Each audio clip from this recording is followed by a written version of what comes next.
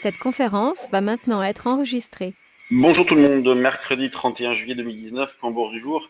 Hier, le marché a fini par retracer davantage que les jours précédents. On est revenu chercher les 5500 points après avoir tourné autour des 5006 pendant pas mal de temps. Et la construction de ce mouvement-là est toujours très particulière puisqu'on n'a pas eu de départ à la baisse dès l'ouverture et puis pas de rebond significatif.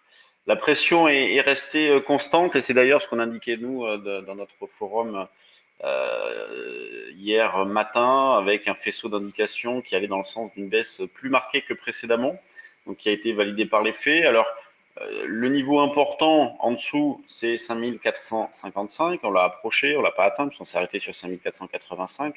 On va considérer que tant qu'on est au-dessus, et même si c'est vrai que le graphique a un peu une sale tête, mais tant qu'on évolue au-dessus, eh bien, le marché conserve des probabilités de rebondir intéressantes. Je dis pas importantes, hein, je dis intéressantes.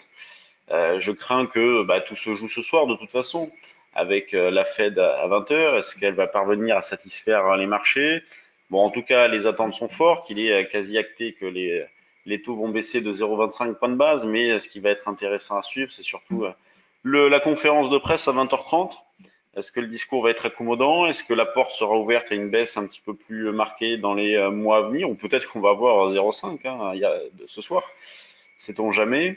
En tout cas, bon, l'hésitation domine, comme anticipé dans notre scénario principal. Il n'y a toujours pas de force de conviction, vraiment des intérêts ou des désintérêts ponctuels, un marché qui bouge au gré des pressions techniques, comme on l'a eu hier, avec tout de suite une pression qui a été mise sur ceux qui ont acheté précédemment, qui n'ont pas vraiment eu de porte de sortie, et donc avec un point bas qui a été fait quasiment en fin de séance. Sur les turbos, vous pouvez toujours continuer à travailler les turbocalls avec comme rupture par exemple les 5455. Prenez un strike sous 5455 pour jouer le rebond.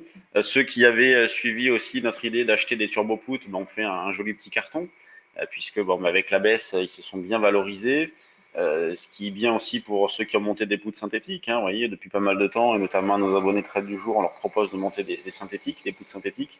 Et bien avec la forte baisse d'hier, c'est parfait. Vous voyez, 5485 au plus bas, ça fait un très bel écart par rapport au précédent plus haut. Donc, faut pas hésiter à bouger, à alléger, à marquer le coup, quitte éventuellement à tout sortir, si vous voulez être tranquille. On peut garder un petit solde sinon, de toute façon ce solde-là est gratuit.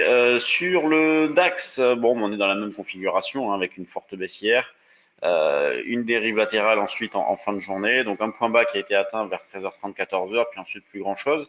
Ce matin, on a eu un petit rebond technique, mais on est vite revenu à la case départ. Ah oui, sur le CAC, d'ailleurs, je vous ai pas dit, la zone d'achat sur le CAC 85-90, vous voyez, pas de scoop, on va prendre les plus bas d'hier, 85-90, et il faut se contenter de petits écarts, je pense, vu l'ambiance générale. Moi, en tant que comme fourchette d'ouverture ce matin à 8 h sur le forum, j'avais mis 33 et 3. Donc, comme zone d'excès, bon, les deux ont été atteints, donc c'est pas mal. On a pu s'en servir. Donc, le DAX, c'est bien, on va essayer d'acheter vers 85, 90. Allez, on va dire 85, 12 100, même 12 100, pourquoi pas. Et si on y retournait, 12 100 pour jouer un double top, 12 140, 150. C'est des choses qui peuvent être jouées. L'eurodoll, lui, tient dans la zone des 1,11 10 à 11. Donc c'est un support important qu'il ne faudrait pas trop casser au risque de se dégrader davantage. De toute façon, nous, on cherche à vendre sur des rebonds, ça, il n'y a pas de scoop. Hier, on proposait un 11,55. Bon, ce niveau-là a été atteint dans l'après-midi. Derrière, il ne s'est plus passé grand-chose. On ne peut pas dire qu'il y ait vraiment eu de retracement. Ce matin, j'ai proposé un niveau un petit peu plus élevé, tant qu'à faire. Allez, j'ai dit, on va essayer de jouer un double top avec jeudi dernier dans la zone des 80, 91, 85, pardon. Sur les actions, il y a une flopée de résultats. Airbus, Air France, Assystem, BIC, BNP, Silor, Eutelsat, Lafarge, L'Oréal. Bon, voilà, il y en a beaucoup, beaucoup, beaucoup. On va regarder ce qui se passe du coup sur les actions. Donc la BNP, donc suite au résultat, plus 3, donc qui évolue toujours entre les mêmes limites, mais en tout cas, ça envoie un signal un peu positif, puisque on peut se dire que les autres bancaires ont publié de bons chiffres, puisque les résultats de la BNP n'étaient pas mauvais. D'ailleurs, dans le sillon, on a Crédit Agricole qui se comporte plutôt pas mal, Société Générale aussi. Je crois que Société Générale, c'est ce soir ou demain matin les résultats. Pour le reste, bon, on a Total qui ne fait pas grand-chose, Airbus qui ne fait pas grand-chose, LVMH qui ne fait pas grand-chose non plus, et Sanofi qui revient un petit peu en arrière, mais il n'y a rien de bien méchant, c'est assez régulier. 198 millions à 9h20, c'est pas énorme. La volatilité, tiens, on n'en a pas parlé, on est autour de 13,20, je regardais tout à l'heure de volatilité, voilà, c'est ça. À la monnaie sur route, on est à 13,20 de vol, donc elle a bien évidemment remonté hein, du fait de la baisse, elle a remonté ce vol. On peut toujours acheter par exemple le décolle si vous souhaitez jouer un rebond, monter des poutres synthétiques en décalé, par exemple le 5006 août est pas bien cher, il reste 17 jours. C'est surtout pour jouer ce soir, hein, donc pourquoi pas. Dans les screeners, donc on voit tout de suite BNP, Airbus dans les screeners volume, donc il y a de l'intérêt sur ces valeurs-là. BNP d'ailleurs 680 000 titres échangés ce matin. On a Air France aussi, vous voyez, tac, si je les classe. Pas mal de grosses pondérations, parce que là on voit donc Air France, BNP, Mersenne, Airbus, des grosses pondérations, L'Oréal, donc à la baisse. Bon, chiffres qui déplaisent. On est revenu, et j'ai mis une petite alerte dans cette zone des 233, il y a un niveau support par ici. Un rebond hein, peut être tenté, même si c'est vrai que vu l'ambiance générale, il y a de quoi se poser des questions.